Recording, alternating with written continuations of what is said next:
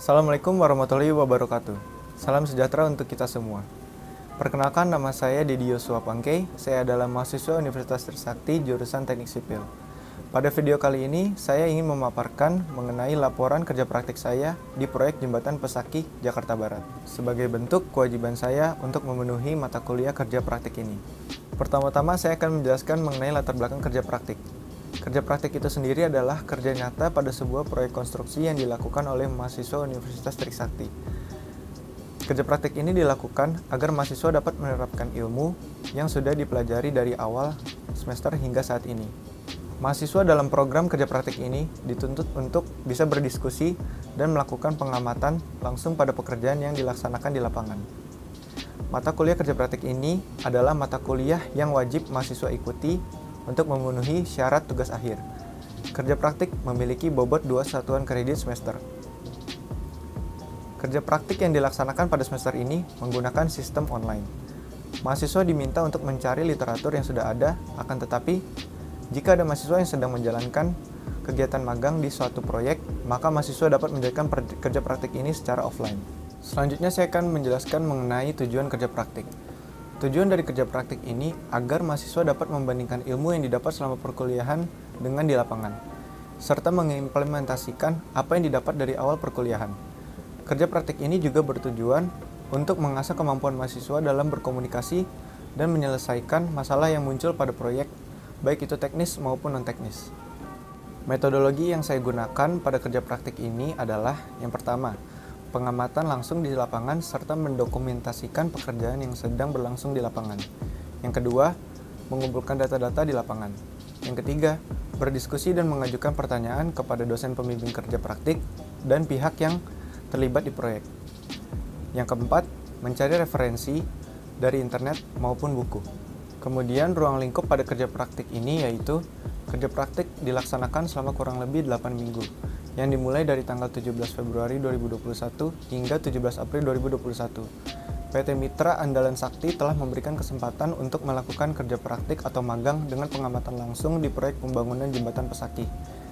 Pada tanggal 17 Februari 2021, pekerjaan yang sedang berlangsung pada proyek pembangunan Jembatan Pesaki ini sudah 45%. Sistematika penulisan laporan ini terbagi menjadi 5 bab.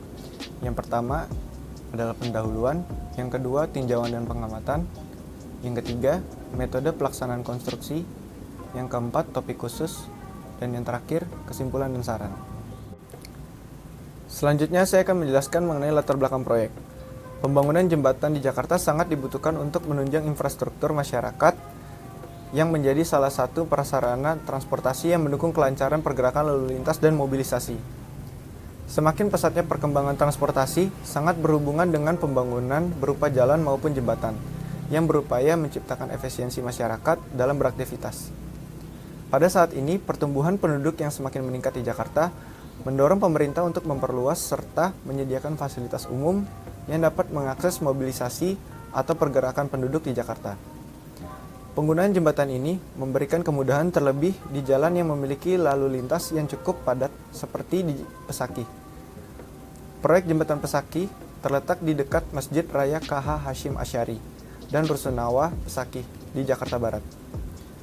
Pada proyek ini, Pemprov DKI Jakarta yang diinventarisir Bina Marga menggantikan jembatan yang lama karena tidak ideal untuk dilalui kendaraan dan digantikan dengan jembatan baru dengan tampilan yang lebih estetik dan memudahkan akses warga Pesaki menuju jalan dan mogot. Pembangunan jembatan ini memiliki bentang 60 meter dan lebar 26,4 meter untuk dua arah dengan ditambahkan area hijau dan trotoar yang menunjang kenyamanan bagi pejalan kaki dan ramah untuk sepeda, dan pelebaran jalan yang dilanjutkan dari jembatan sisi selatan. Nama proyek ini adalah Proyek Jembatan Pesaki, yang terletak di Jalan Dan Mogot, Cengkareng, Jakarta Barat. Pemberi tugas dari proyek ini adalah Dinas Bina Marga DKI Jakarta, dengan kontraktor utama PT Mitra Andalan Sakti, konsultan arsitektur dan struktur PT Plato Isoiki, manajemen konstruksi PT Terasi Serujaya, subkontraktor pada bagian girder ada PT Wijaya Karya Beton Tbk, pekerjaan beton ada 3, yang pertama adalah PT Semen Indonesia Beton, yang kedua PT SCG Ready Mix Indonesia, yang ketiga PT Ceria Jasa Konstruksi. Pada pekerjaan krep ada CV Karya Teknik Makmur, dan pada pekerjaan PDATS ada PT Multi Geoteknik Indonesia. Supplier konkret dari proyek ini ada PT Adimix Precast Indonesia. Proyek ini memiliki waktu pemeliharaan 180 hari kalender. Sumber dananya berasal dari APBD Provinsi DKI Jakarta dan tahun pelaksananya adalah tahun 2020. Selanjutnya saya akan menjelaskan mengenai data teknis dari proyek Jembatan Pesake ini. Jenis bangunan dari proyek ini adalah Cable Stayed Bridge dengan bentang jembatan 61,9 meter dan lebar jembatan 26,4 meter. Perkerasan jembatan ini adalah rigid pavement dengan jumlah pier 1 pier plus 1 abutment. Lalu jenis pondasinya ini adalah bore pile dengan ukuran diameter 80 cm dengan kedalaman 40 meter dengan 110 titik di abutment 1, 2, dan pier.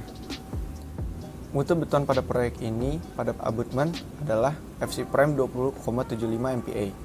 Pada kolom pier, FC Prime 29,05 MPa. Pada pier head, FC Prime 29,05 MPa. Pada bore pile, FC Prime 24,90 MPa. Lalu pada footing, FC Prime 20,75 MPa. Pada wing wall, FC Prime 2,75 MPa. Pada girder, FC Prime 41,50 MPa. Pada plat injak, FC Prime 20,75 MPa.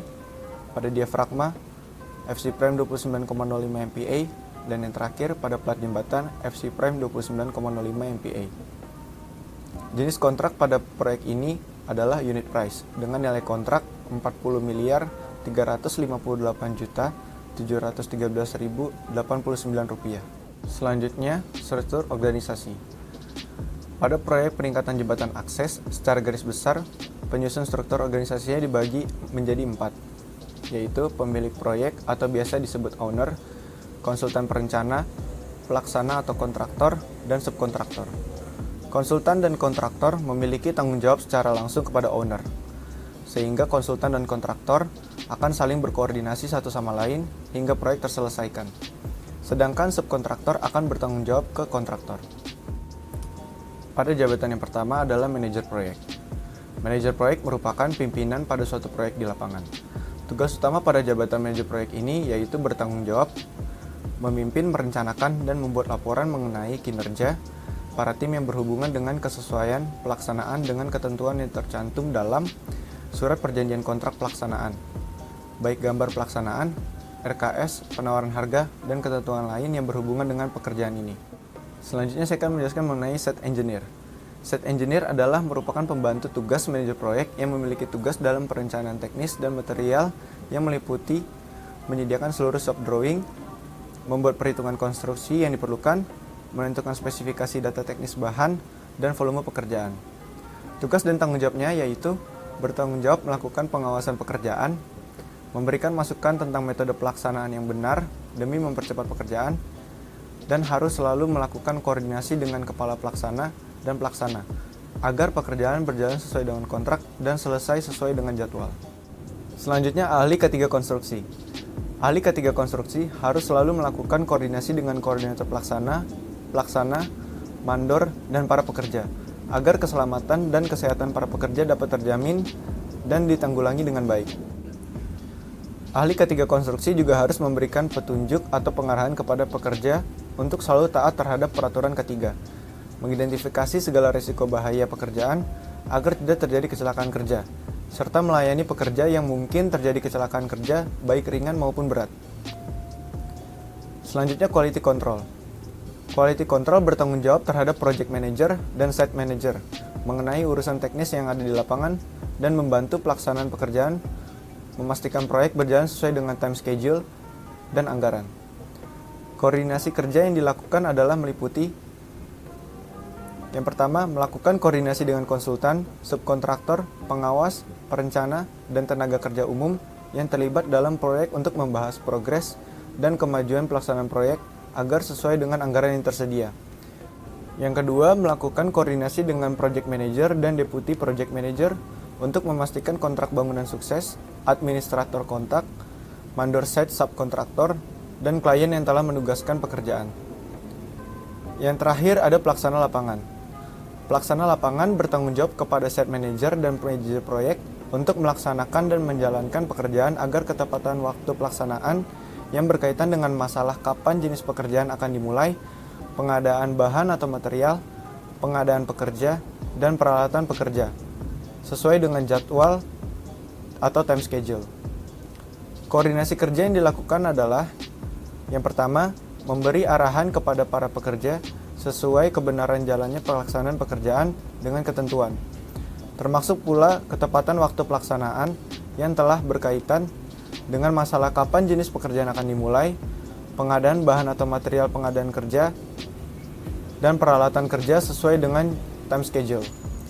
Yang kedua, bertanggung jawab atas jalannya semua kegiatan pekerjaan, mulai dari ketepatan waktu, kebenaran pelaksanaan pekerjaan, pengadaan material, pengadaan pekerja, dan peralatan kerja kepada site manager dan manajer proyek. Melakukan koordinasi sekaligus memberikan arahan dan bertanggung jawab atas hasil pekerjaan yang dilakukan para pekerja. Demikian paparan saya mengenai bab 1 laporan kerja praktik saya. Kurang lebihnya mohon maaf. Wassalamualaikum warahmatullahi wabarakatuh.